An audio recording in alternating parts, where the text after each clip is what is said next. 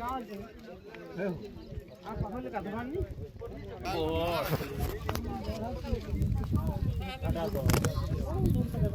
पाख पथर खादान को गाधोइबाकु जाई रील्स करुथिले जणे युवक।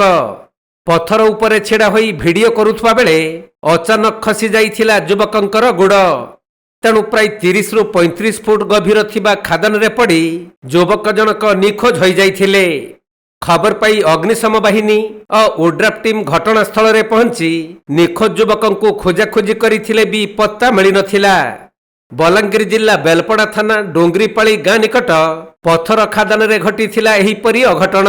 उनका गाँव है क्या ना जोदू नियाल से आसीला 7 बजे बय ठकी होता सलंडी तार मामू घर देखी जाता आर याडू गाधी आसला पिला मन के फोन कला आस सब लोग गाधी जिमा देखी जिमा बोलिक अधा पिला आसले से आवार आगर से डेगी थिला न डेगला टिके बाहरला और फिर भीतर के पतला जे नहीं बाहरला ना 7 बजे आज सकाल 7 बजे सरपंच के कहलु तापर सरपंच कहले फायर के सेनो फायर माने आसी कर चालू छे चेकिंग चालू छे याद नहीं मिलबार तार याद तक ऑक्सीजन लागबा बोलछन सेटा पाटना गडू गाड़ी आउछे हां ताकर काका माने ताकर काका ताकर पूरा फैमिली आथले न सब लोग मनी बाहर लागबा पाटना गडू गाड़ी आथले से मार्क्स से मन कांगना आनछन चेक करबे आरो मिलिथिबा सूचना अनुसार चटुअनका गाँव जदुमणि नियाल नामक जने युवक गतकाली बैठकी कीर्तन देखिबा पई तांको संपर्कियंक घर सलंडी गाँ को जाइथिले।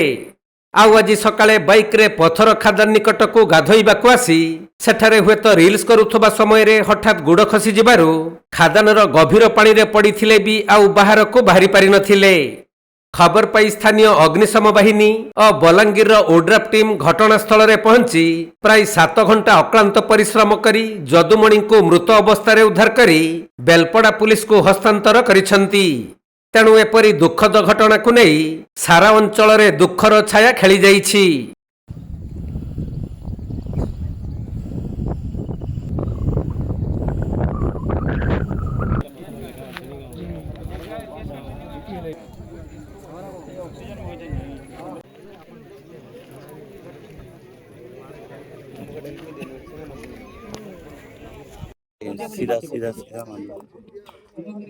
Balangir जिल्लारू Pazhassi बरिहांक report Konark live.